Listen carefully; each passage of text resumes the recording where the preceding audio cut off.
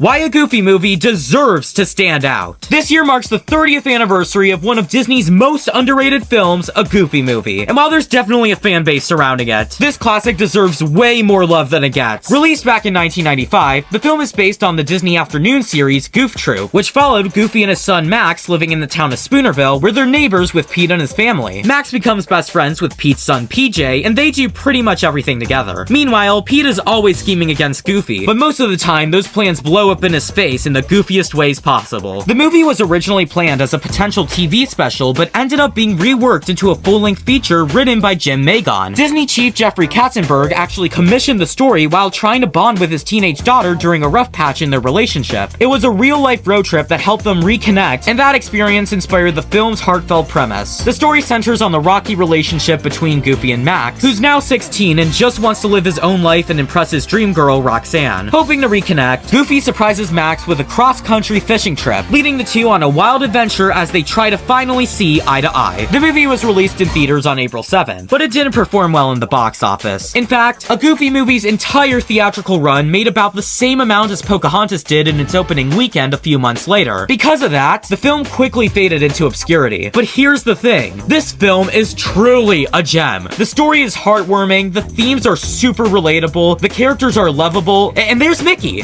Sorry, that caught me off guard. What was I saying?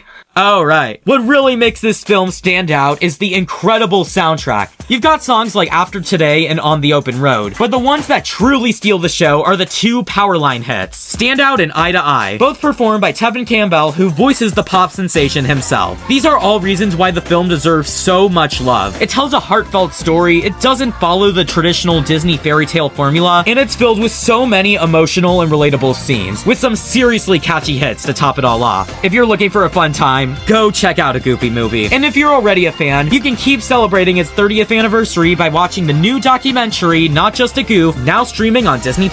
And now you know.